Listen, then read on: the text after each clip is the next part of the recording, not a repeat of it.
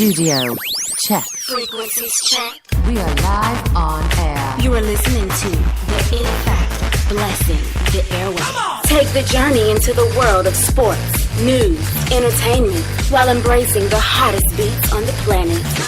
Rocking the mind, body, and with energy, electricity, and a splash of controversy.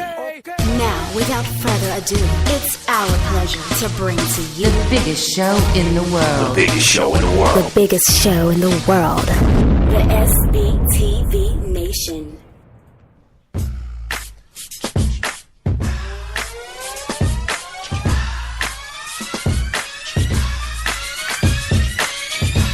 Oh, here we go! Sbtv Nation, the beat is kicking in the background. It's your boy Dream in the house, and I am feeling super amped. So I gotta let you know that right there is our anthem that kicked off. And unfortunately, gang, I happen to be sitting.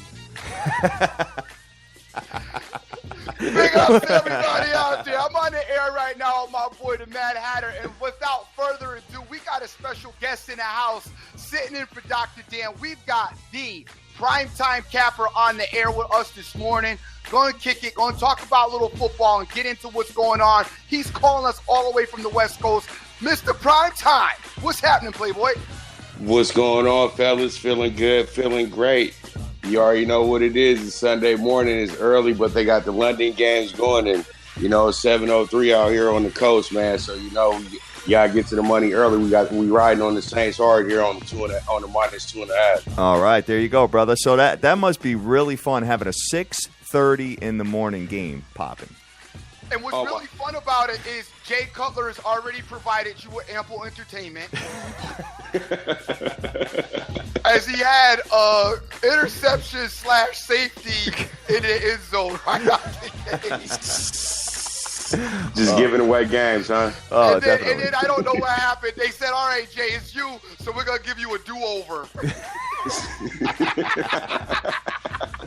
Oh, it's going to be a long season with Jay Cuddle's Dream. Cuddle's just going to do his thing this season. My man going to go out, just finish up his career on a super booty.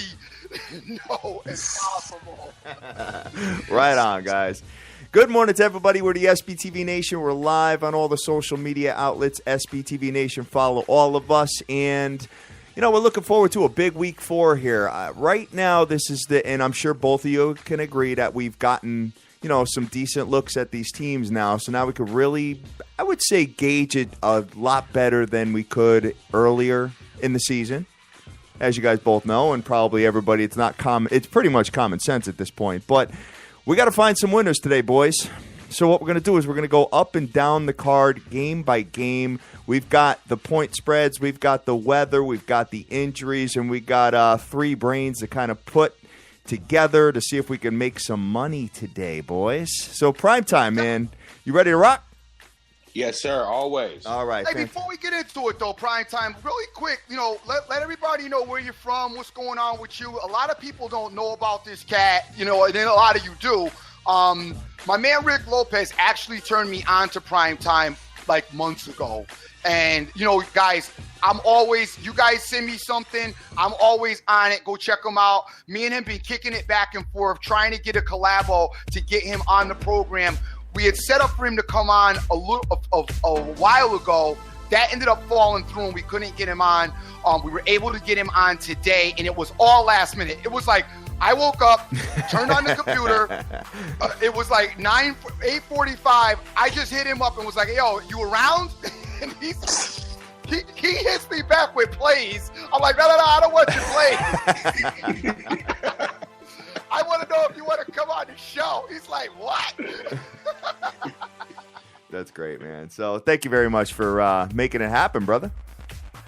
Hey, you know what, man? It's my absolute pleasure, man. I feel like, you know, it was a long time coming, man, because you know what? You guys actually did an interview with one of my good friends, man, the Canadian capper, man, my boy Cole, man, and you know, he was always speaking really highly of you guys and everything. You know, he had sent me a little shout out on the show, but I know it was just short. But I remember I listened to the show specifically because he said, man, I had sent you a shout out on the show. And so, you know, I've been a fan ever since. And I'll be honest with you guys. I started my program 3 years ago Capcast, live from LA, right out here, right by Vegas and everything. And pretty much you guys was a big inspiration to that because I felt like, okay, these guys are talking sports. Hey, shit, I can talk some sports too. Come on, man. Yep. So I hooked up with my guy down the way, my engineer, and we went ahead and we started up Capcast. I had to do a couple rough edges because I record my show. I don't do mine as live like you guys. We actually edit things out and stuff like that because we got to put the bells and whistles in and stuff. And pretty much I was like, okay. And so we just wanted to go ahead and I just wanted to hit the format. And, we cover basketball, baseball, football, and we also cover horse racing as well. As you guys know, Nice. If you ever look on the Twitter, I do have a lot of horse racing going on for Santa Anita and Del Mar. I am seen as, one of the top cappers. I get a lot of love from TVG from guys like Sky Hazelton, Nick Hines, people like that. I just saw a gang of people yesterday. I was at Santa Anita. So, it's just, big things are happening. And I just feel like when you collab with guys like yourself, all we doing is just keeping the movement moving because eventually this thing is going to be legitimate, all across the country because it has to be because, everybody loves making money off of it. But wouldn't you love walking down the street and going to, your local sports book or something like that and placing a bet once we can get this over? You know what I mean? We're getting almost to 2020 and hopefully we can start moving forward. You know what I mean? You know what? Because, people invest a lot of money in the lottery. Why not invest a couple bucks in a bet in the game? You know what I mean? Right on. No doubt. And you can remember, we are keeping the movement moving and we are working, solidly together as one cohesive unit with the small exception of the Mad Hatter being a Trump advocate is probably trying to make us all separate. You know what I'm saying? He's probably saying, well, me, you, and Dan shouldn't really mess with the dream because he's black. So I don't know that we're all really working together as a cohesive unit. I'm trying to, but I'm sure my boy got a little bit of saltiness in him because I really, really wish you wouldn't pay attention to fake news, Dream. It drives me crazy. It drives me nuts. But whatever, it is what it is, man. We're having a good time here, guys. Let's talk a little bit about what went down yesterday. Yesterday was crazy. Yes, insane. it was, man. Yes, sir. Things went down kind of dope. I do want to send a shout out and an honorable mention to the Penn State University as they look to be a locomotive right now in college football. And the one thing I want to say about Penn State, their turnaround based on what they had to endure as far as their little issues has been one of the more impressive stories in college football. To turn that program around this fast and have that kind of steam right now, I think that's very impressive. Thoughts on that, guys? Well, to me, with the Coach Franklin, right? Coach Franklin, right? Yes. And pretty much, bro, he turned Vanderbilt, the bottom barrel, just bottom boys, into something special, something decent. Now Vanderbilt has something to run with. Now he goes, and then he just straight up fixed up Penn State because Bill O'Brien had already put the foundation back together, but then Franklin went ahead and just implemented what his plan is, and boom, back to business like Joe Pod sitting on the sideline. Right. You know what I mean? So it's beautiful to watch because I knew it wasn't going to take long for Penn State to get back. It's just because they're in the state of Pennsylvania and the way that they recruit their players, it's just going to happen. You know what I mean? Because they know how to recruit. That's the whole thing. Well, you know what?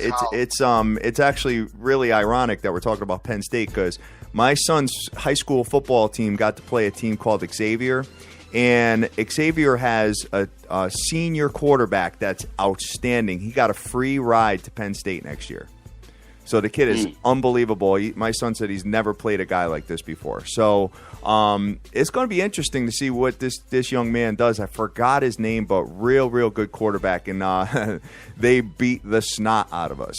That's number one. Number two is I can tell you where the Penn State football program turned around, Dream. You remember that game versus the Ohio State University on prime time? I do. That was the one that turned it all around for them. Agreed. I definitely agree. I definitely agree. A lot of momentum came on the cusp of that game, and they definitely turned around. And hats off to the program to do what they did. Right. Another couple of games to note real quick before we get into the NFL. Georgia with an absolute drubbing, and I'm sorry, y'all, but I should have tweeted something out about Georgia. B-Mac was all over it. Turned me on it. We murdered Georgia. The drub beat down. Absolute annihilation of Tennessee. I don't know if you watched that game, even though the score is 41-0, and that does sound like a beatdown, that still is not really representative of the way they really beat down Tennessee, because it was a drubbing. Every time I turned the game on, they had the ball, Dream. Georgia had the ball. It was so bad, the Tennessee fans was seriously booing the heck out. And, that's, to me, like, I don't mind you booing professional athletes. It's a little bit different. Booing college athletes is tough. I'm like, you got to have a little respect. These are young men and young kids. They're not getting paid. I get you're frustrated, and I get you may not like the coaching and the coaching staff for what they're handling, but the booing of the young kids is rough. Dude, they went ham on booing at halftime with Tennessee went off the freaking field. Yeah. Were you on that game, Capper? Well, look, man, if you guys listen to Capcast this week, that was my SEC. Bet it up, pound the window, bring the bat, whatever you need to do. Because all we need to do is go ahead and take that 7.5 on Georgia and go ahead and take that under 48 that they was giving us as well, because we're just going to get all of that. Because Georgia is a machine right now. And Bama better watch out, seriously, because, everybody was kind of like, well, whatever, they barely beat Notre Dame. But then what you see when Notre Dame beats down Michigan State, it's like, okay, Georgia's the real deal. And, Georgia's not playing, and Georgia's really focusing. I love the fact that they're doing this without the coach that's in Miami right now, because they always were making him seem like he was the star of the team, but he never, he was always holding them back. And now you can see that. And now these boys are balling, they're focused. And, I'm looking forward to it. And hopefully, they lock up with Bama and it becomes an instant classic, man. And that's what I'm looking forward to. Absolutely. Two of my favorite coach removals of last season or the season before, Bob Stoops and Mark Richt. I love seeing them guys go. And Georgia, I'm glad Georgia, you don't want to see anybody fired per se. But listen, college head coaches don't worry, they ain't broke. It's not like me getting fired, okay? Right. Where it's a problem. You know what I'm saying? Right. These guys are multimillionaires, and sometimes it's just time to move to a different program or go somewhere else or get in the booth somewhere and do something else. I liked him getting out of Georgia. I wanted to see a new philosophy run there. I wanted to see some different type of recruitment, different type of going after different type of athletes. But before I go ham with Georgia and say, Alabama, watch out, I'm not. I got you. Hey, I'm gonna be dead honest with you. I betted against Alabama the last 2 weeks. And I'm paying for it dearly. Oh my Vanny, God. you got a chance at home. No, you don't. They're looking unbelievable right now. Bama is the New England Patriots of college football. So they're even better. Yeah, They're even better. I'll go against Bama when I see a lot, but I'm not ready to pass that torch on to Georgia. But it looks to be a real interesting matchup when they get into it. A couple of more real quick games. Ohio State finally found some offense and dismantled Rutgers. Auburn over Mississippi State was kind of impressive. Oklahoma State, a game that went down to the wire. I don't know if you guys caught this game yesterday, but Oklahoma State, Texas Tech almost had a chance to sneak Oklahoma State again. Crazy. Hey, look, that was an exclusive client play for my guys yesterday. Also, Primetime Sports Investors, that's the name of our service and everything. And pretty much that was a exclusive play yesterday, and I was all over it, man. I tore that one up because that plus 10.5, come on, man. Yep. If they're going to give you that in that game after what happened to Oklahoma State last week, come on, they just handed me money. Oh. And that was an exclusive. That's what people got to understand. Yeah, that was an exclusive dream play too. I have Oklahoma State money line. Money line. There you go, buddy. There you go. Got it. That was me last week in Houston. No doubt. Definitely. We had that in Houston, but it was going to be tough against Oklahoma State because that quarterback can throw. Hey, I got one. Oh, sorry, Dream. I didn't mean to cut you off.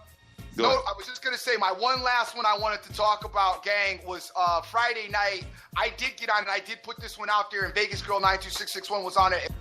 We were all over Washington State to beat USC. Mm-hmm. That was a real nice look. I told you, this Washington State team, I'm really impressed with them. It is Pac-12, so I'm not going to go too crazy, but I have been really impressed the way they've handled business. And they are definitely moving up in the rankings after this week. Right. Absolutely. And, if being a guy on the West Coast, all the USC fans and things like that, living right here in Los Angeles and everything, and being right there in front of them. You know, USC fans are so over cocky about everything they're doing, so they just already expected to win. And I told them early, I said, look, Mike Leach lives for games like this. Remember Texas a few years back with Texas Tech with Crabtree in the game? Yes. In that classic that they did against Colt McCoy?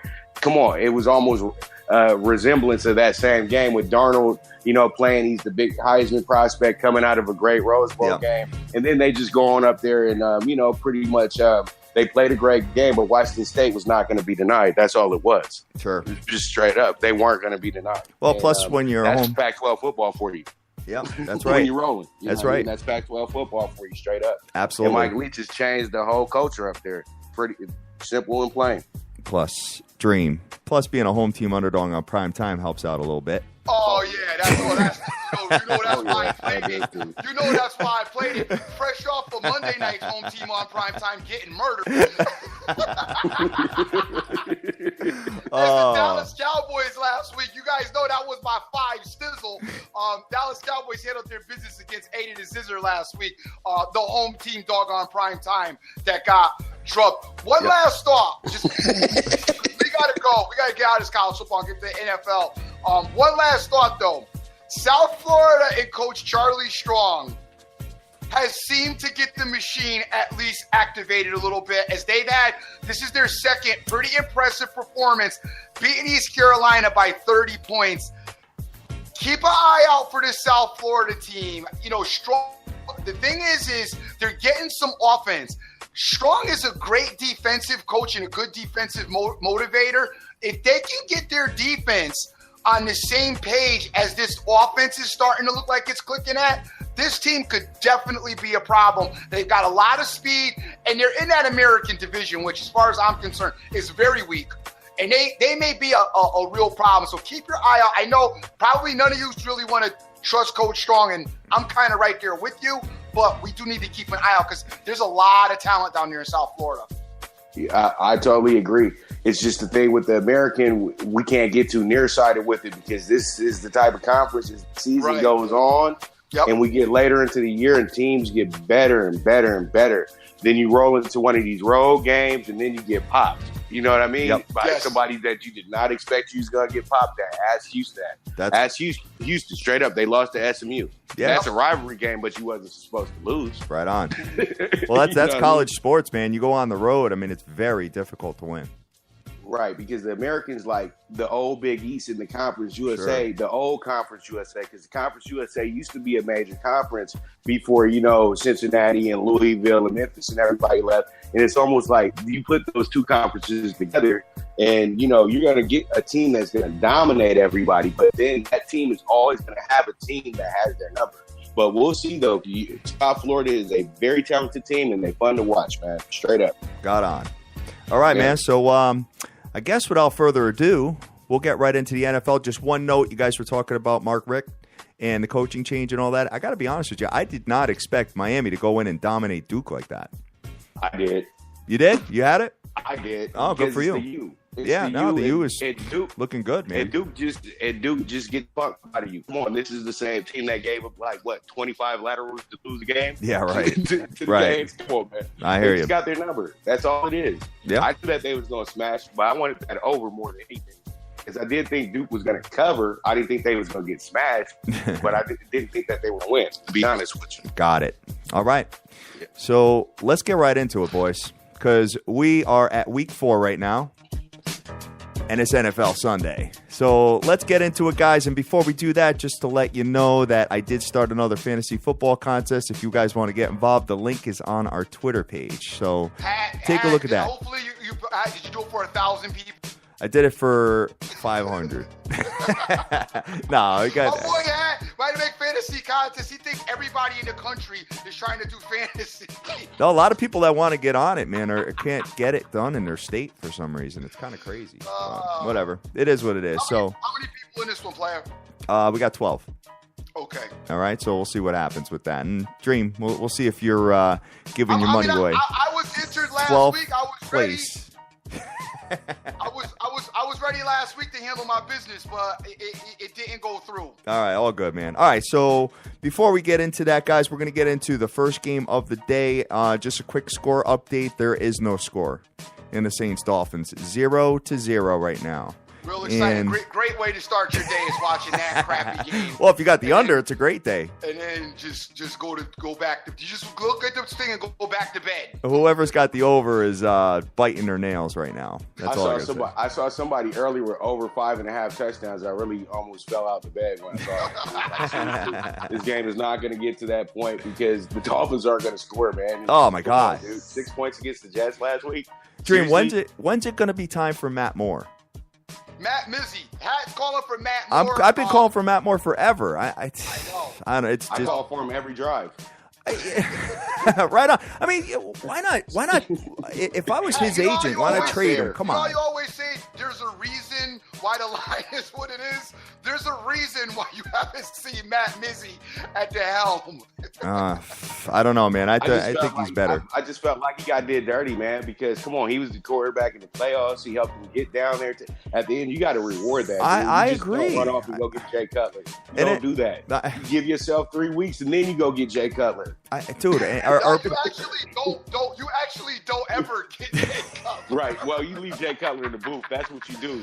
Yeah, no, Right. oh no, and speaking of which, can't go to the booth because Romo was awful in the booth. Not only was the game dusty, but Romo in the booth had me really ready to do something to my television on the Bears Green Bay game, which was just crazy. I mean, Romo in the booth, that is two guys that I'm like not feeling at all as commentators. Romo and Charles Woodson in his voice is like crazy. Right. Yeah, I don't know. A lot of people like Romo, believe it or not, Dream. I see it all over Twitter. They're like Joe, praising him. I'm not feeling Well, you're going to be stuck with Me him because I think he's got people talking. I'm not going to be stuck with him because there's a volume button on my television. Yeah, good point. Very good. I'm not going to be stuck with him. Yeah, well, no doubt. All right, so And- ready? You ready to roll? Sorry to cut you off, man. No. It wasn't nothing serious. I was just going to embellish a little bit more on the Romo thing. Jim Nantz was acting like somebody wanted the detention teacher with Romo because he kept slipping up. You know, he was trying to make it a little bit of light of the little lightning. Jim Nantz was like, "I'm not playing with that." He's like, "You don't play with lightning, man." Yeah, no, I know. Jim Nantz seemed to do it. And Romo did seem like he had maybe a. Dream, you I there? was like, yo, dude, yeah, I am. All right, go ahead. He would not shut up. He doesn't shut up ever.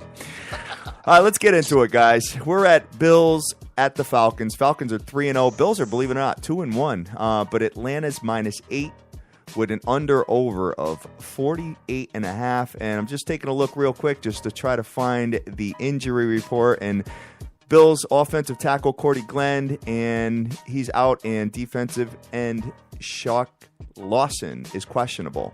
For the Falcons, nothing really of note as far as their offense is concerned. So they're pretty much at full strength here, man. What do you got going on here? I'm going to start with Primetime Capper since you're our guest. Where are you at with this game? Any thoughts? My thoughts here, honestly, I like the under here because the Bills have went under 3 weeks in a row. Okay. Period, point blank. The Bills' defense is very, very good. The coach has got some tuned up correctly. You know what I mean? So I think that defense is, a lot of people aren't talking about it, but they are balling right now, and they'll be able to keep things in front of them. I think Atlanta wins, but I think that at the end of the day, though, it's still going to be an under. They're going to have to scrape for every point they get in the day, just like the three opponents that they played against the last few weeks or so with the Bills. Got it. Because the Bills have been fighting, they've been scrapping, man. Yeah, I mean, they're ranked 6th in the NFL as far as defense yards per game, so 278 allowed only. So, Dream, maybe he's on to something. Where you at? Well, what I'm on to right here is I'm doing a basic Moneyline parlay for dummies today, okay? It's called Moneyline Parlay 101. I'm going with, my usual couple of heavy faves and a couple of teams that I like. I'm opening up with the first one is a 2-teamer, and I got Atlanta as the first part of the 2-teamer in the Moneyline Parlay. Sure. Just going to Moneyline Atlanta, kind of close my eyes and let it rip. You look at what Atlanta's been doing offensively, 407 total yards offensively, which has been very impressive for them. They're getting it done on the ground, 118 rushing, 289 passing. So they've got the full gambit of that. All you want here is you want your defense to step up. I'm not really terrified of Tyrod Taylor. I'm not really terrified of what the Bills bring into town as far as their passing game. I like Shady. I believe that the Atlanta Falcons will be defensively ready for them. They'll be defensively able to handle them, not let things get too out of control. I don't expect the Falcons are going to just run away with this game and blow them out and just laugh. But I think at the end of the day, the Falcons will find a way to win this game. Plus, Falcons play very well at home. They're in their house. They're in a dome. I expect them to have some effect with this. Their crowd will be behind them. So I'm just going to go with the Falcons as the first part of a money line parlay. Dream, I'm 100% on the same page as you. I think that's a really good play. Just to add to with a couple of teams as far as money line. All right, and you're on the same page. Okay, so we're all unanimous that the Falcons will win the game. Just not sure if they're going to cover that 8 points. So next game on the ticket is the nastiest one on the board. You got the Bengals versus the Browns. Both teams are 0-3, looking for their first win, and you got Cincinnati -3. Under over 42. Dream. Nasty game. Nasty. The colors are awful, burnt orange in the house. Everybody, it'll be just a mess looking. Yes. And I am going to go out on the limb as one team is going to get their first victory today. And I'm going to go with the Bengals because Cleve is just Cleve. Yeah. Right? So, and historically, Cleve is Cleve, and the Bengals should be better. Bengals looked decent last week. They were able to move the ball, still caught the loss, but looked a lot better last week. They obviously fired the offensive coordinator because they're not allowed by the NAACP to fire under some kind of black rights, keep black people in working jobs capacity in the NFL. They're not able to fire Marvin Lewis. But I'm going to go with the Bengals, guys. I'm obviously not playing this game. Keep that in mind. But I do like the Bengals to get their first win. I think the Bengals will find a way to win a very nasty game. So I would go with the Bengals in this. And just of no injuries of note, John Ross, the wide receiver, and tight end Tyler Eifert are out of this game for the Bengals. So maybe get a big day out of their other receivers, obviously, man. What's your thoughts here, PT? Look, this is big brother versus little brother. All Brown first kid against the second kid. It's always going to be a big rivalry here because it's the Battle of Ohio. But at the end of the day, this game is going over. I don't want to pick a winner here because it gets tricky when it comes to the Browns and Bengals, and I'll be dead honest with you. Mm-hmm. When the Bengals are 0-3, you got to kind of look at that and say 0-3. Last time these teams were both 0-3 coming into the game was played in Cincinnati. Cincinnati once again looked like the superior team on paper, but the Browns wound up winning the game. Got it. This is when Derek Anderson was the quarterback. So, to me, at the end of the day, I think the safest bet for any better in this one is to play the over because I feel like both teams are going to score because now Cincinnati's offense is woken up, and the Browns do know how to move the pill. They do know how to move the pill just a bit with Kaiser when he gets into a groove, and we've seen that the first 2 out of 3 weeks. So, I just feel like the over is the easy money in this spot. But, playing the Bengals on a straight up on money line or playing them 3, I'm not telling you, I'm not trying to get you off the horse. But you know what? This is risky business right here. This is the Battle of Ohio right here. So the over is for me in this game right here. And it's already up to the public. I've already put it up on Twitter that I am going with the over 41 in this game. All right. The other problem with this is anywhere you're at, as it's going to be a struggle in this game, it will be a struggle where you're at if you put this game on the TV, as everybody in the bar may do something to you. Right on. Exactly. Okay. Those two fan bases together in a bar. Oh boy, just sit outside. Yeah, just exactly. Watch the game outside if you want to. Right if on. you got the TV outside, go ahead and watch it. All right. So the next one on the ticket here is one that I know the Dream is going to be on. I have a real good feeling anyway which team you're going to be, and it's going to be the LA Rams. No, I'm just kidding. LA Rams at the Dallas Cowboys. Both teams are 2-1. Dallas -6.5. Under over of 48.5. Dream, talk to me about your future Super Bowl champions, the Dallas Cowboys, please. Well, it's still a work in progress here in Dallas, and we saw a little bit offensively as far as the passing game. Des Bryant came alive in their last performance, and the defense looked pretty decent against the Arizona Cardinals. Now, I know the Cardinals are not a powerhouse. I talked about Carson Palmer diminishing. They still had the capability of tossing the ball and slinging it downfield. Cowboys defense showed up. What we're still looking for out of the Dallas Cowboys is we're looking for the offensive line to show the domination that they were able to show last season. I'm predicting that we're going to get a little bit of that involved today. I'm expecting a little bit of that to take the next step in that maturation today, as we haven't seen it up till now this season. But I expect that offensive line to get on task and get up against this Ram team. I'm also not feeling Jared Goff. A lot of interceptions there, so I'm not really scared of what he can do as far as throwing the ball downfield. I think Dallas's defense will be up to task. Todd Gurley, obviously 8 in the box is enough to put him down. I mean, matter of fact, I don't think you get to put 8. I think you just put 7, maybe even 6, or just work with the front 4. Because Gurley's just not been – since Gurley's breakout season 2 seasons ago, he's just not been an effective running back in the NFL anymore. I know a lot of that has to do with the passing game of the Rams and some of the schemes that they've drawn up for some of the run outlets that they run him in, but it just hasn't really worked for him or come to fruition as far as him being extremely successful. I don't expect him to have that type of success today against the Cowboys. This is the second part of the Moneyline Parlay for Dummies 101. It is the Dallas Cowboys money line in conjunction with the Atlanta Falcons. That is our first 2-team money line parlay of the day. All right. Prime time capper. What's your thoughts on this? Well, I'm with Dream when it comes to the maturation of the Cowboys. It's like people have to understand the first 2 weeks of the season, they play the Giants. That's a rivalry game. It's a big national television game. The Giants really just didn't have anything going that day. Then they go to Mile High and, no fly zone. Simple as that. You know what I mean? And it's always tough to win in Denver. So, you really couldn't write the Cowboys off then.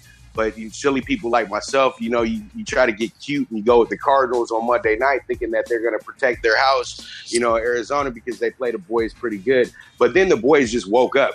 When they went ahead and scored that touchdown late in the second quarter, it was Rap City after that. They just woke up. But I wasn't impressed with the offense because the offense is always going to be there.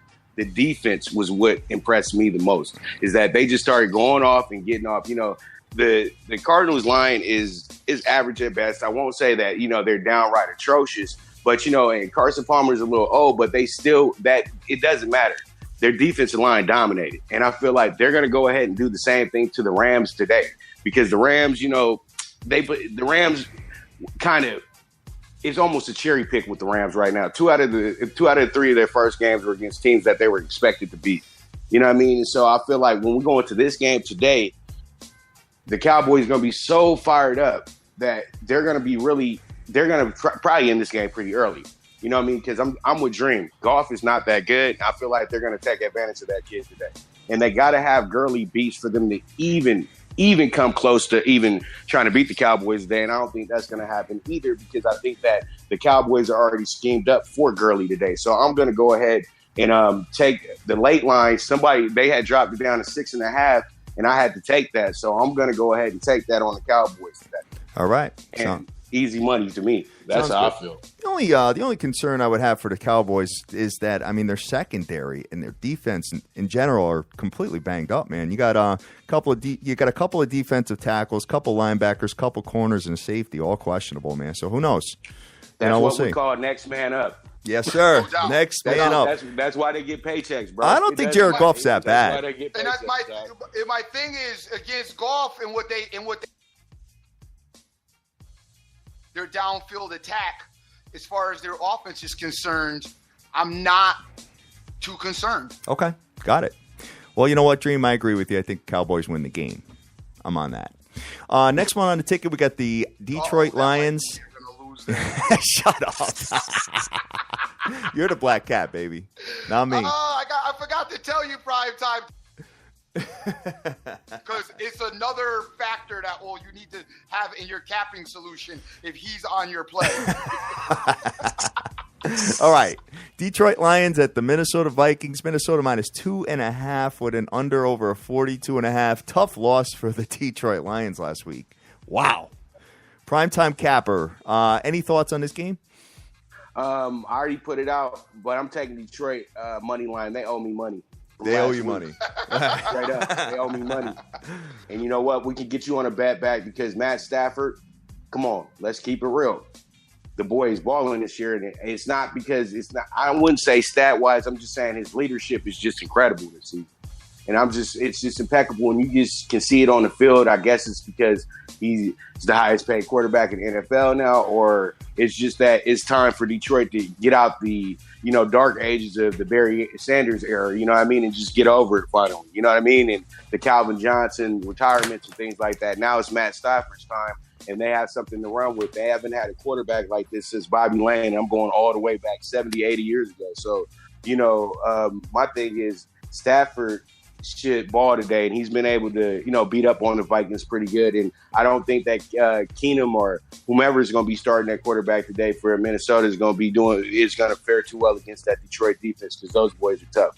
Atlanta got a great offense, so that's why they were able to do what they had to do. But it's a bend or break thing with Detroit, but they tackle so well and they finish plays so well on defense. I feel like they'll be able to get the close win, or they'll be able to win by 10 or more in this spot. But I'm going to go ahead and take the Lions on the money line in this spot. Wow. Good call, man. Dream, where you at? I am not there. Unfortunately, I don't like this particular game. Detroit, I just still don't trust Detroit. I've been seeing Matt Stafford do his thing, which I've seen him do, multiple seasons. I've seen the run game, but the thing with Detroit that bothers me, it's always bothered me, is one, their defense, which is a little bit sometimey. And, I watched the Vikings last week with Case Keenum, and I was really impressed. You look at Detroit and you think, Detroit's they're going to powerhouse, so they got it. Detroit's going to kill you through the air. And I know some of this is Sam Bradford's numbers. The Minnesota Vikings got 409 total yards on the season compared to the Detroit Lions, 323 yards on the season. Minnesota has offensively been kind of a juggernaut. Now, I know some of that was with Sam Bradford at the helm, but the flip side of that also is the Vikings got a dope-ass defense. I mean, their defense is all that. They play really well, and they play really well at home. Rushing yards allowed this season, 62. I know Detroit doesn't want to rush the ball that much, but the rush opens up the pass.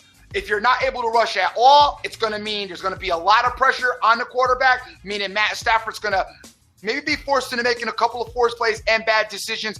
That's going to let the Minnesota Viking defense have a little bit of leeway and have some opportunities to make some picks. I got to be honest with you. Gun to my head here, it's under 3. I got 2.5 as the line. I'm not playing a game, but I like the Minnesota Vikings. Yeah, you know what, Dream? I'm right there with you. I couldn't agree more. And I'm looking at something here. You got to give Minnesota some credit here. They are putting up 400 yards per game offensively. With all the injuries. I mean, it's crazy. But the thing is that they're not capitalizing it. They're coming down the field and they're kicking field goals. They're only averaging 24 points a game on that. They should be anywhere from 28 to 30 there. So, you know what? They're just not executing. You give me a dome team on the grass, interdivision matchup, Minnesota with a tough defense. I got Minnesota winning today. So we're on the opposite side here, PT, but it's all good.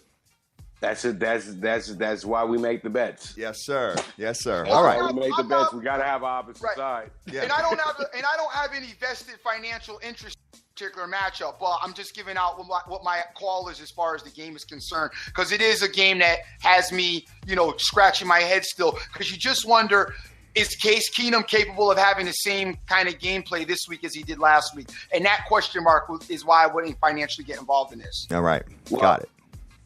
For sure. All right. So the next one we got on the ticket is the New England Patriots. -9 versus the Carolina Panthers. Carolina coming off the beatdown last week, my God, by Breezy. Of all people, Dream. New England -9, under over 49 points in Gillette Stadium, Foxborough. I have a feeling the Patriots are going to win handily today. And I think Tom Brady and that offense are going to go nuts. Dream, are you on the same page? I am not, because the Patriots defense is terrible. Oh, yeah, I know. I'm saying offensively. They've been absolutely dreadful. Yeah, offensively, they should be effective against the Panthers, but the Panthers' defense has played very well. Yeah. The problem with the Panthers' defense is when you're on the field all damn day, you're going to eventually give up, and you're especially going to give up to the greatest of all time in QBs, as it is Tom Brady. Interesting dynamic to this game. I don't really like a side. I would preferably take, if I was going to get involved with this game, the over, as I see a lot of points being scored by the Patriots. But the Panthers should be able to kick in a few. You know, there's talk about Cam Newton's body breaking down and him just not being the effective quarterback that he's been throughout his career. And I think it's been pretty evident in the first few games of this season. They've been trying to get McCaffrey involved in spots. You know, you lose Greg Olsen. I really don't know what the Panthers are coming as a game plan. And the Panthers, and the Seattle Seahawks kind of suffer from the same thing with two really good quarterbacks that they never got real offensive talent around these guys to help their success. And I think that that's been a big problem that's finally coming to fruition, especially for the Panthers now this season. So in this game, I don't really like the side. I think that 9.5 is really too much. I really think 9.5 can be too much because if the Patriot defense plays bad and Cam does have one of his old breakout games and they go back and forth, it could be close. I think the Patriots will win the game, but I think the over is probably the better play in here, but I don't like the game at all. Primetime capper. What do you think? Well, I put this one up earlier too. I'm going to go ahead and I'm going to be on the other side of that one. I'm going to go ahead and take -9.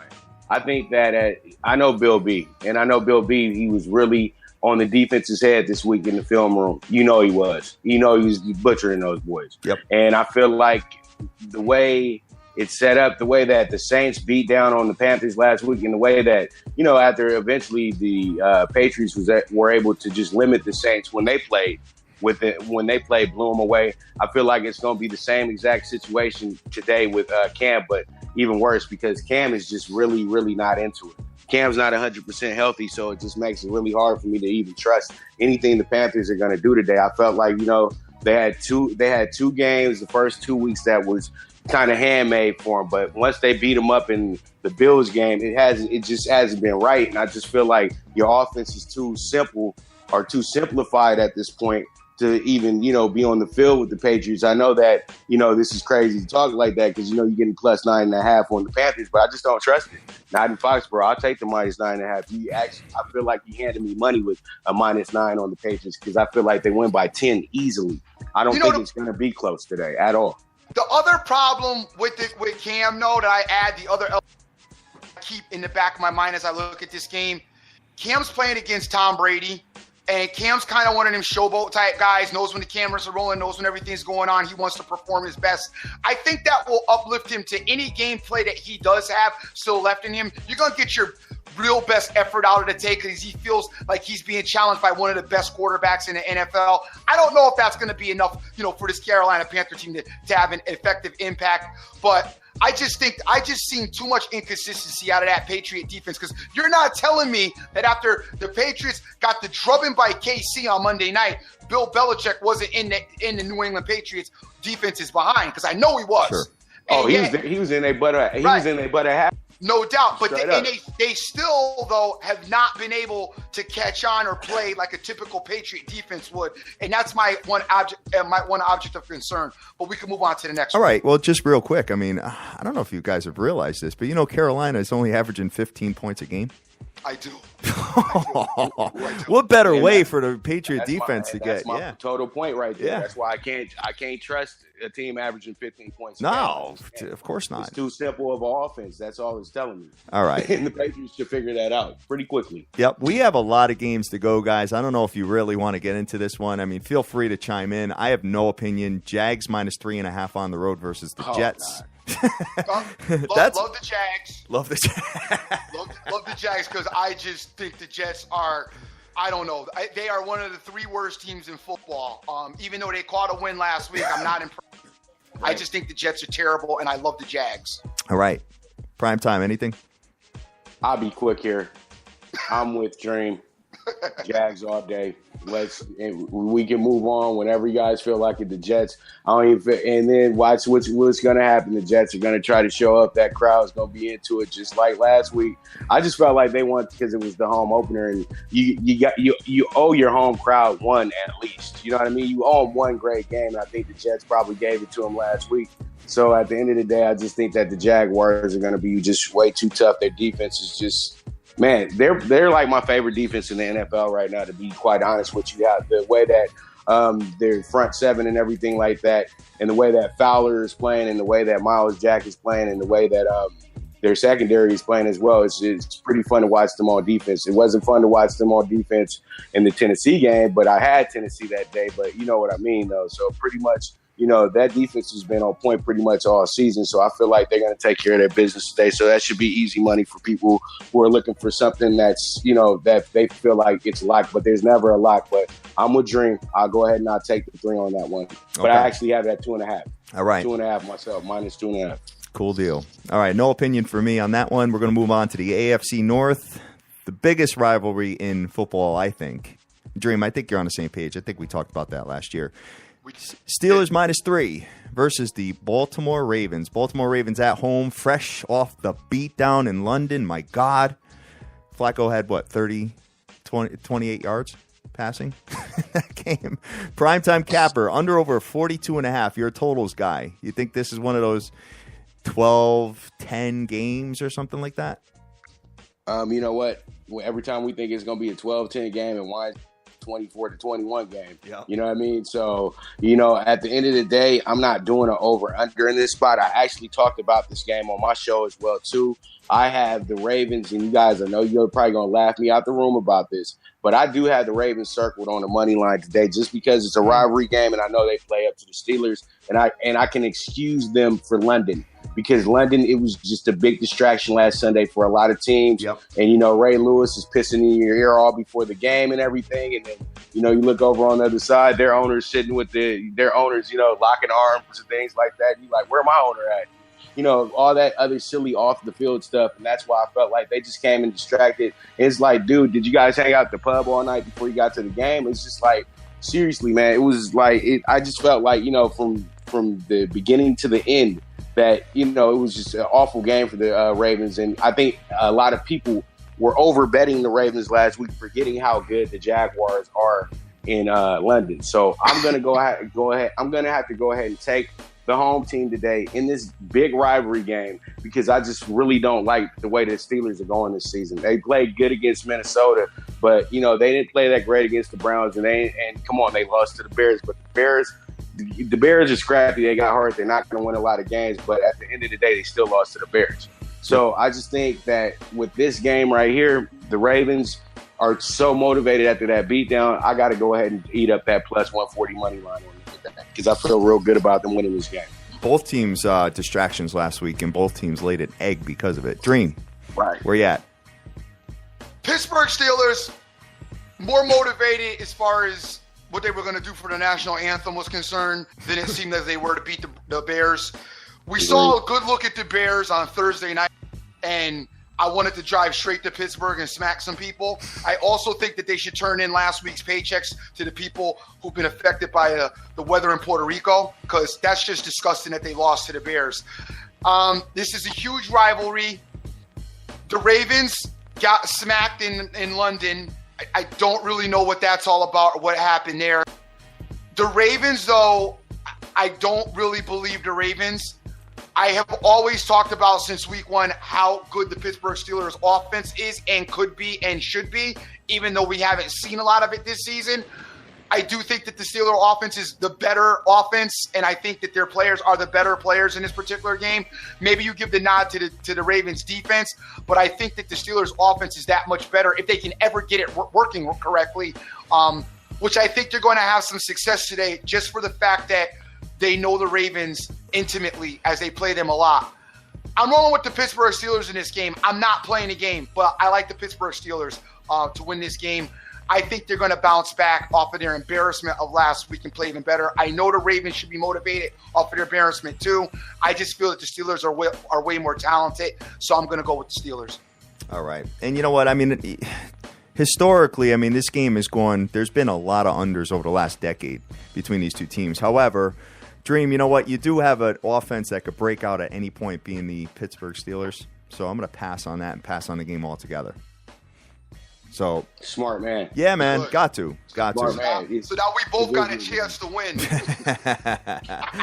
All right. Another game here. I don't know if you guys want to pass right over it or not. I'll say it. And if you have any thoughts, I have no thoughts. Tennessee Titans, Houston Texans. Tennessee 2-1 record, -2.5 on the road, under over a 44. Primetime, any thoughts here? Ooh, can I go first? Well, because this is my game right here. This is the game I'm all over this week. Bro. Really? But guys, this is the game. Dude, you guys do not know how much I'm high on the Titans this season. I already got a futures bet for the Titans to win the AFC South, plus 280, baby. You had to take it because, come on, I didn't believe in the Texans. Come on, you're not getting a quarterback yet. I know that the Texans got Watson. He's still a rookie, though. And he showed out the last 2 weeks or so. But I think now it's time to go ahead and return you back down to earth today because the Titans, man, those boys can ball. The defense, offense, everything's going right now. They're coached up really well. And I just feel like this team, this unit, they're so underrated that everybody's not going to notice them until about week 10 when they're like 6, maybe like, say a good record like 7-3 or something like that, or 6-2 or something of that nature, because these guys can, they might get there, but I'm not saying they will. But I really think that this is a very good team because the way that they blew away the Jaguars and the Jaguars defense being so good, it was like, wow, that's pretty good. Then Seattle comes in last week. They dropped 33 on them as well, too. And, they played the Raiders week 1. The Raiders actually played some defense week 1. So that's why it was, a little difficult for them. And I felt like it was the excitement. And Mariota was a little cautious in that game. But the last 2 weeks or so, he's just been the man. And I feel like he's just getting better by the week. And when you got a guy that just knows how to get you points in the red zone without turning over the ball, it just gives you the one leg up to me in this situation. I feel like the Texans are still trying to figure it out. I know that they played great against the Patriots last week, but you got to understand Bill O'Brien has a lot of history with the Patriots, and he knows exactly what they want to do. But this week, I just really feel like the Titans are going to solidify themselves for everybody, and they should win this game by 7 or more points, and I got them on the money line as well. All right. Dream? I happen to agree with him. I am just concerned. These teams, I don't know why, but they very slightly kind of remind me of each other. I know that the Texans, though, you're given the aspect of the rookie quarterback, so that's why I would just, give the nod to the Titans in that respect. But otherwise, these teams remind me of each other a lot. I do think that primetime is right.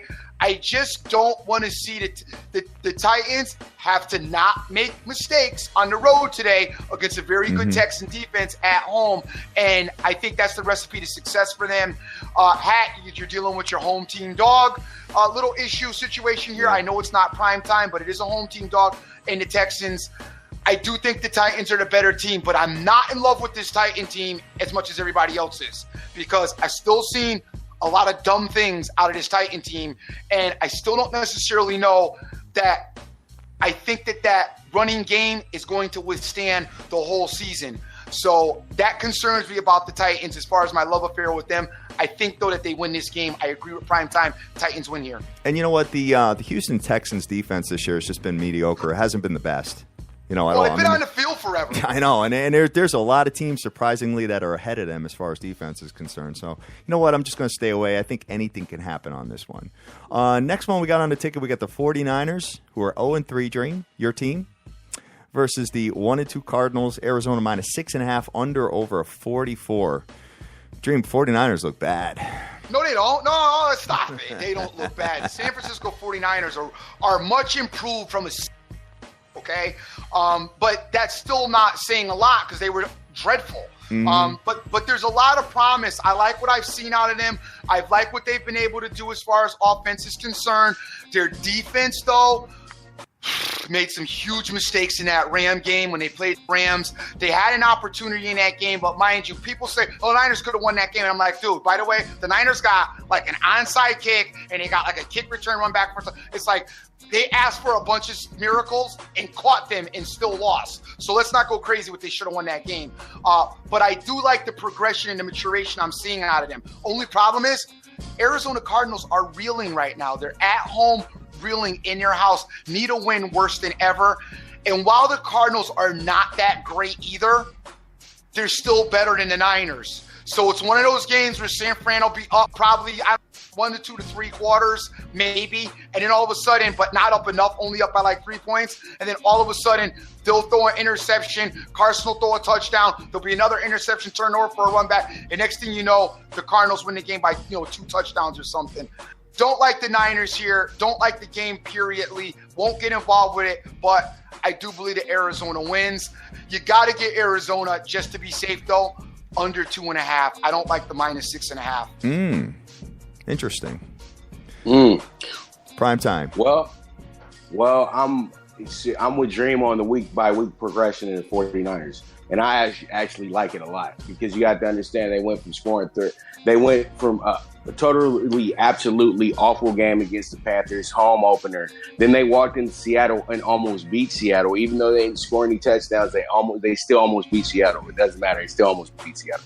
Then they go into Thursday night on a short week and they drop 39 points. Nobody saw that coming. Sure. That means the Shanahan effect is in place. So that means that the Cardinals are going to be in a little bit of trouble today, and we're going to have ourselves a very close game. So, I don't believe in the Cardinals covering the spread today. I really don't, because they were just, to me, that was awful. The line just played just absolutely terrible on Monday night against the Cowboys, and I just feel like, are they going to get better today? I don't think so. You know what I mean? And I just feel like the Niners, they still do have some guys on that defense that can play. It's just that there were, like Dream said, there was a lot of mistakes that were made in the Thursday night football game, but I think they're going to right those wrongs because there's a lot of things that are limited now with the Cardinals, because the Cardinals, that running game was helping out Palmer a lot with Johnson, but with Johnson being out now, it makes him have to be a passer again, and it's going to be tough because he has to keep dropping back, and he's old, and you know how it is for these old men against these young boys. So,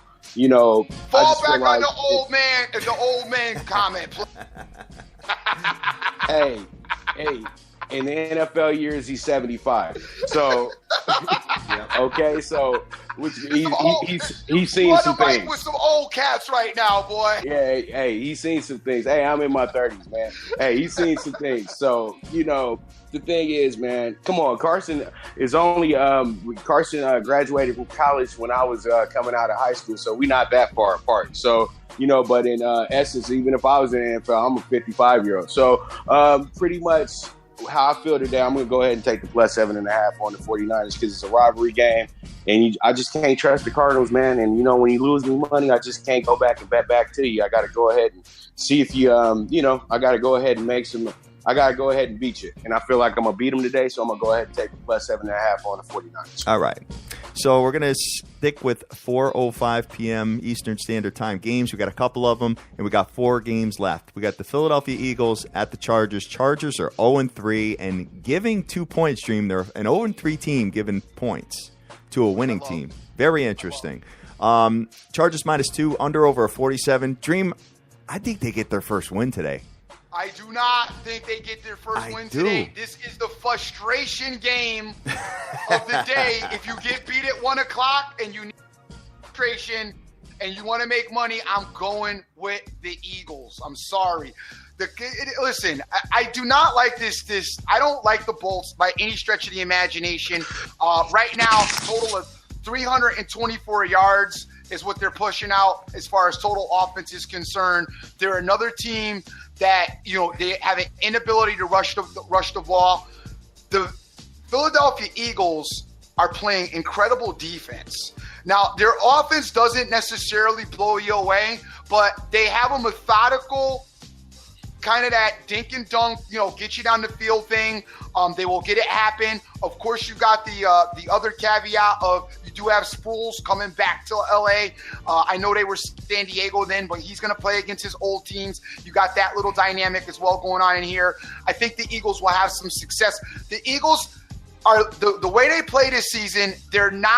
They don't seem to be making a lot of mistakes, which has hurt them in the past. You look at Wentz; he's only got 2 interceptions on the season. He hasn't been. They dumbed down the offense as far as I'm concerned. It hasn't been anything, absolutely crazy. They're trying to get Blunt a little bit more involved on the offensive attack as well. Zach Ertz has been an awesome beast. Out of the backfield is that safety go-to cushion for them in the offense. I like the Eagles to win this game. I don't see the Chargers beating the Eagles team, and they also travel quite well. The Eagles do. I got the Eagles winning a game, and you can go ahead and get them on the money line. All right. Sounds good. Well, just real quick, Melvin Gordon's questionable for the Chargers. Even better. So, yeah. So, prime time. Anything? Well, what I like here, I'm gonna be dead honest with you, and I Dream. That's a great analogy, because being here in Los Angeles and seeing the situation that the Chargers are going through, trying to make the transition, I'm gonna just be dead honest with you guys. It's an absolute flop right now. Spanos and them look really silly out here. You know what I mean? And it's almost like LA people are like, man, just get back to San Diego already. And so pretty much, seriously, like we'll supply you moving trucks. You don't need to move it. Just figure it out down there, buddy, because it's not going to work up here. This is Raider land, and there's nothing you can do about it. Sorry, because when the game is played on New Year's Eve, I promise you it's going to be 90% silver and black sitting in the StubHub Center. But let me get on to the point, because I know we got to move on. I'm going to go ahead and take the over here. I feel like the Eagles are going to come out and they're going to be smart today, and they're going to be able to move that ball very, very well today. And, Rivers is going to get himself some touchdowns as well. But I really do feel like Wentz and that offense, they're moving really well. Right? They're moving so good right now. And so they're going to be able to move that pill against the Chargers easily to me today. So I think that the over 47 is absolute steal. I thought it was going to be in the 50s myself. So I'm going to go ahead and take it, because that West Coast weather is going to be good to Philly. They liked the sunshine last week against the Giants. They went ahead. That was an over game as well, too. So I'm going to go ahead and take the over 47 in this spot, because I really can't pick a winner, because the line is telling me the game's a toss-up. I do like the over call. I would bring it down to 44 if you could. But I do like the over call. Okay. Yeah, because if you're playing a teaser, definitely put that on your teaser. Yeah, definitely agreed. Put that game on your teaser. 6-point teaser. Go ahead and bet that up. You got to get that one. Got to get Beautiful. Well, I'm looking at it here. I mean, the Chargers are only averaging 16 points a game, guys. And without Melvin Gordon, I think they're in big trouble. So, well, from what I'm hearing is Melvin said he wants to play. It's a bone bruise, so I guess we'll see when he gets out there on the field, when they do their little drills and everything like that. They'll let us know probably 30 minutes. Absolutely. All right, so we got 3 more games. We got the Giants, who are 0-3 at the 1-1 Bucks. Bucks minus 2.5, under over a 45. Dream. Dizzle's Giants are not looking too good. Dizzle's Giants are not looking too good. You guys, we haven't up half. 3-0 New Orleans Saints at the half, tearing it up offensively. It's just been an incredible offensive spectacle happening out there. And England is actually now write up paperwork to keep the NFL out now. They don't even want them playing there no more. They're like, go play in Mexico. You guys can get over the wall that the Trump's building. Anyway, what are the game are we talking about now? This is Giants at Bucks. Yeah, Giants at Bucks. So, I don't know. I don't know. And one more time, I don't know. I don't know who the hell the Giants are. I don't know who the hell the Bucks are. I've been hearing about Jameis Winston's coming ahead every year. I see him week 1, look really good. Then I see the regular Jameis Winston last week. I do not understand the Tampa Bay Buccaneers. I just don't. I would like to take Tampa Bay, but I'm very scared, as Hat says, a 0-3 Giant team that I think is still pretty good. I know everybody says, oh, you think they're pretty good, but they're 0-3. Yeah, because I look at them and I see an ability to move the ball. I see a lot of offensive talent, but then they got Eli Apple on defense. that is just murdering them on defense and making Eli Apple completely cost in that game last week. Not to mention the kicker made the Eagle kicker made the field goal from my backyard, standing on the pool. So, that's a game that the Giants should have won. I did like the Giants last week. I just don't, this game, I can't really read these two teams yet. I can't get a feel. I don't feel that the Giants are as bad as they look, and I damn sure don't think that the Buccaneers are semi-good in making the next step either. So, I'm not playing this game, and I don't even have an opinion on it. Okay. Prime time. Bucks, Giants. Well, I got an opinion on it. It seems like I got an opinion on every game, don't it? Yeah, seems that way. Cool. Hey, that's why you were the right fit for Dr. Dan. And that's why they call your boy the primetime capper. Hey, you know what? Look, this is what we're gonna do here. Dream got a good point. Giants is moving that ball. They are still an excellent team. They just ran into three really good teams when you think about it. At the end of the day, Lions are good. The Cowboys are good, and the Eagles are pretty good. This week, this is what we do. We're going to go ahead and we're going to win. And we're going to take the Giants straight up on the money line because Beckham, the ankle was good. And I feel like nobody's going to be able to stop him today because I really feel like he's going to play pissed off. And, he has to look real good today because, they're going to be in the club later on tonight, and you don't want to go into the club as a loser. So I'm going to tell you like this. I got the Giants big today this afternoon. I feel like they are going to absolutely win this game. It's going to be close, but I do feel like they're going to win this game because I'm like, Dream, who are the Bucks? Which one of you guys are going to come to the party? But I feel like the Giants are going to be really motivated for this one after dropping that game last week. So close, you know what I mean? And the way they lost on a 60-yard kick, that has to motivate you to rip off the next team's head. So I'm going to go ahead and take the Giants on the plus 130 money line there. Oh, Prime man. time, let me ask you, is that one of the capping strategies? Because it's the club factor, the club after the game factor. Yes. Depends on the club, It's I guess, element. right? It's the element into it. Yeah. You show up. Yep, got it. No, we got to get a new spot for our capping formula. All the spots: defense, total offense, total defense, turnovers, and club after the game possibilities. Come on, this is the guy who lives in Los Angeles, parties in Las Vegas, dude. I see these guys all the time. So you know what? They can't come into the club as a loser. When the Lakers was big balling and everything like that, Lamar couldn't come in the Geisha house as a loser on Sunday night. Man, what you call everybody? Damn, man, you don't want to keep hearing everybody trying to be your coach. Yeah. You know what I mean? Hey, man, you should hit that free throw. And this, you come in there, you guys won by 20, man. You did a great job. So, you know what I mean? So free bottles, all that good stuff. Because everybody going to make some money off the Giants today. So you got to come into the club as a winner, man. Because there might be some action on you, man. So, you got to come into the club.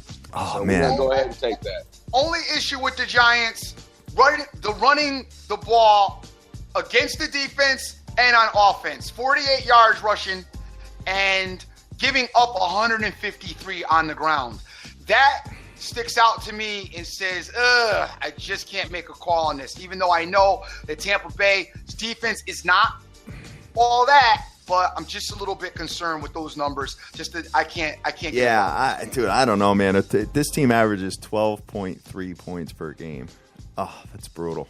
Brutal. Well, I say play the over then. If you're a person because that's gonna happen too. Yeah. Just play it. Oh, just play it. Close your eyes and see what happens. Dream. I'm talking to the reachers, man. I'm talking to the guys who are gonna get You know what, the cast that got killed?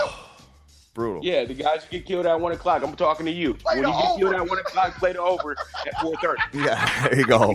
45 points. I'm gonna find a way to get out of this mess. And it turns out Monday, gotta go to college fund to meet your book. Yep. All right. 2 games left, boys. We got a really good one here. We got the 2-1 battle of 2-1 teams, interdivision rivals here. You got the Oakland Raiders at the Denver Broncos. Denver -3, under over 45.5. Looks like we're going to have some nice crisp air out there today. And going to be a mile high here. So that's a tough place to win, especially with the altitude. Prime time, any thoughts here? Man, Raiders, Broncos. I know. Always the most unpredictable game in the AFC West. if the Broncos are a bad team and the Raiders are a great team, the Broncos wind up beating them. If the Raiders are a bad team, the Broncos are a good team, they wind up beating them. But when they're both good teams, it's always just such an even great matchup. But I really do feel like Denver is, defensive-wise, Denver's balling this season. But offensive-wise, they're doing pretty good. They're doing pretty good. Simeon is a great game manager. He reminds me a lot of Alex Smith. And I just think this game, you don't pick a winner here. You're just going to go ahead and take the under because the Raiders are going to play some defense today. And we know that Denver is going to play some defense today, and it's going to be a chess match between both of these coaches. You know what I mean? Because they both defensive-minded. And I just think since it's the rivalry game and it's a divisional game, it is huge to the division.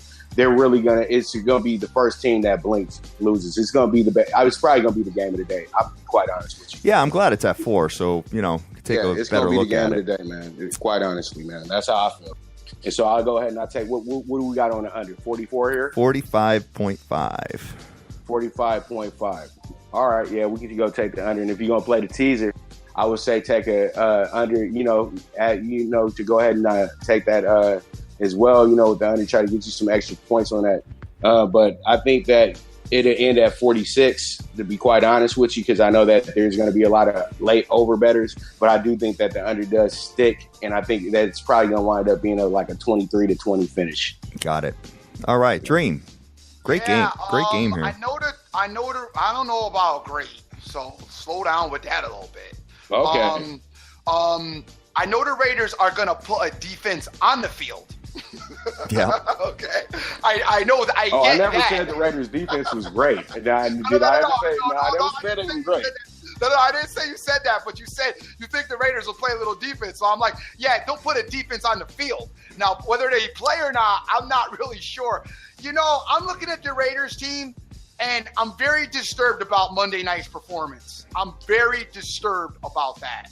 I know I had a lot of feelings that this Raider team, kind of like Tampa Bay again, we're back to making the next level, maturation, all that, blah, blah, blah, blah, blah. And then I look what they did on that Monday night against the Redskins and only put up 10 points. And I'm like, whoa, how do you, with all of that offense and all that offense you've been promoting and all that you've been doing, give up only 10 points against Kiss and Cuz and the Washington Redskins? That is a head scratcher for me.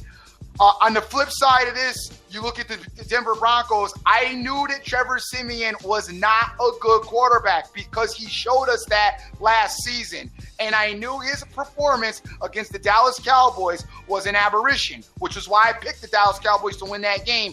And I don't know how Trevor did it, but something happened with that lightning again. And I don't know much, turned into Shazam and came out and didn't act like he did. Don't really know who these two teams are again. But the one thing we do know, we know the Denver Broncos can play defense. They will be out in the field a lot. So the question to me is, can the Oakland Raider offense have any effectiveness against the Denver Bronco defense? And that's the question mark that I don't know, because I just saw no pass protection against the Washington Redskins. And if the Redskins defense could shut you down, I don't know that the Raiders can score on the Denver Bronco defense base. I mean, that's a real comment right there that I'm making. Right. You're talking about a doubtful Crabtree, so he's a little banged up. I don't know what the passing schemes are going to be this week. You're talking about a Von Miller that's going to pin the ears back and go after him. Yeah. I'm kind of leaning Denver, but I'm not going to do it. I'm just going to stay away from this game, and I'm going to watch. I think it might be a good game, but I got money on the Eagle game. That's what I'm probably going to watch. But I'll keep an eye out on this particular matchup. I don't know what to do in this game. I can't make a call. Well, I think at the end of the day, you have to give the Redskins their props. It was a Sunday night football game. This is the game of the week. This is Michaels and Collinsworth. They're playing in Washington. Nobody gave them a chance at all. And then I felt like they took the momentum of what happened in Los Angeles against the Rams and took it into this game. And the Raiders walked into it coasting, thinking that they've already made it. And they needed to wake up a little bit. And I think that the wake-up call that they caught Sunday night against the Redskins, they're going to definitely be showing up today, because Derek Carr does know how to, he does know how to get with that Denver secondary. We've seen it. And you guys saw it live in Oakland last year, how he tore them up. So Derek Carr, I feel like he will bounce back because I know he's motivated. I know he's been watching a lot of film this weekend. But like Dream, you said earlier, that line has to protect, and I think that they're going to be able to do that today. But I think that Denver's line has to protect too, because Khalil Mack's going to be an absolute beast against them. And let's keep it real, he should get about 2 or 3 forced fumbles today. The way that he works in some of these games. So I just really do feel like the Raiders will bounce back today. But I just think that the under is the more safer play for bettors if they're going to be in this game. Yeah. As we talk and we break it down and I look at it, I like the Broncos. You like the Broncos, huh? With that defense, Dream? I've talked him into the Broncos. Yep. Because I just feel like the Bronco defense is going to keep the Raiders from being effective. Mm-hmm. I see it being a tight. I think the under's a great call too. I think that the game's going to be very, very tight, and I think you're going to see probably the Broncos win this game. You got to get rid of that half a point. If it's 3.5, you got to get it down to 2 or get it in a money line situation. Or if you put it in a teaser, get them +3. But I think that the Broncos, personally, I think that that's the way to go in this game. But I'm not going to do it. It makes sense. It really does, Dream. So, all right. Well, we're going to move on. One more game. We got Sunday Night Football, guys. We've got the Seattle Seahawks, who are 1-2, but they're 1-0 at home, giving 13 points to the Indianapolis Colts. Jacoby Brissett, Dream. You think he's got? You know what? I don't even care. I don't even care it's Jacoby Brissett, because the Seattle Seahawks shouldn't be 13 points to nobody. Yeah, right. This team is not good. They are living off of a reputation established 3 years ago. Them guys are 3 years older. It's just not, this team is not a good team. Their offensive line is garbage. They can't give Russell Wilson any protection. Their wide receivers have never really been good, with the exception of Jimmy Graham, who was good when he was with New Orleans, but they can't seem to get him good in this offense because his offense is lethargic. They don't really have a running game. The Seattle Seahawks are not a good team. While they're giving 13, I got no idea. And the Colts, I know what we've seen out of them defensively. I know they've looked booty in a lot of spots. Then they had a couple little bright spots. The Seahawks got no business giving them 13. Primetime, talk to me. Let me hear what your thoughts are. Well, every team needs that. Every team needs that homecoming. And I just think tonight that Seattle is going to get their homecoming game. But I agree with you, though. They've been absolutely terrible. The Seahawks, compared to what we're used to with them, the quality of Seattle. But they just remind me of what happened to old USC, man, when Petey Boy was here. The USC, when they were so dominant, and then the fall off happened. Sure. You know what I mean? But they're still good. They're still going to compete, but it's just the first month of the season, and I feel like the distractions and things like that, the off the field stuff, the constant back and forth with the media and everything like that, that kind of has taken effect on Seattle a little bit. But after that whooping that they caught last week against the Titans, now it's like man up. It's like go hard or go home, and that's what type of game this is tonight to me for Seattle, and I know that's what they're going to be chomping at the bit in the locker room, because I'm a West Coast guy, and there's a lot of West Coast guys in that locker room, and that's how we think. Go hard or go home when we're at this point, because you're coming in here 1-2, and you're going against a team that's also 1-2, and they look like a lame duck, but you got to treat them like that they're the Patriots today. Just like how the Lakers used to do it back in the 80s. Every team we played was the Celtics, so it didn't matter. Everybody was the Celtics. So today they got to think with that mentality, and they just need to go out there very quickly and go ahead and rip the Colts head off. But we'll see how it goes. If I'm betting this game, I would be more of a halves player here. You know what I mean? Prime time. I would be more of a half player. My question is, can you get all that? I loved hearing it. Can you give the 13 and not go throw up after? You know what? I just can't. I can't get. I almost, and I'm not a points taking guy. I am almost. They are tempting me to death to take this Indianapolis Colt team with the 13 points. Because I just have not seen any. Look, Seattle's running defense, they've allowed 146 yards on the ground. Hey, you know what? And Frank Gore, Frankie knows well. And my thing is, though, I feel like when we drop the line from a plus 14.5, how we started off, and then we get down to 13 right before kickoff, it's telling me something that the favorite should cover, because somebody's going really heavy on Indianapolis right now with the same idea that you guys dream about the 14, but I like you more at 14.5. Oh, you but I got like Seattle more at 13. I like the Seahawks in this spot way more at -13 than I do at -14.5. So that's why I'm like, I'm the same way. I'm the same way. I cannot give up 13. I mean, obviously, the whole dynamic of this is going to change at 7:55 based on the game. Right. All of a sudden, you'll get a whole different feel for the game at that point. Right. Especially if you lost. Now it'll be, I'm dropping the third. Yeah, right. Yeah, no doubt. Absolutely dream. All of a sudden, all knowledge and real thinking goes out the window at come 7:55 and you're down. Right. Now you're ready to make some drastic moves. I don't know, man. I see. I don't know. At this point, I'd like to tell you just turn it off and wait till Monday and get involved Monday and not be involved with this. But people are going to do what they're going to do. I can't give I cannot give the 13. I can't. Yeah, it's tough.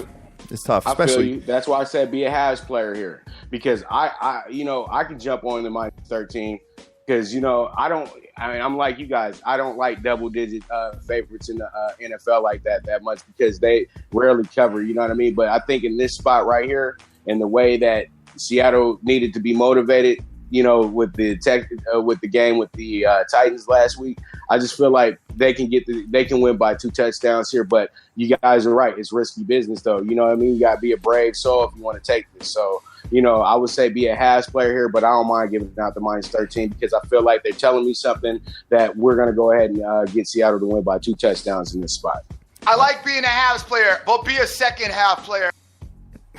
Hey, I didn't say would have. Hey, and then some of these guys just play it by the quarter, and then maybe play it by the series. You know what I mean?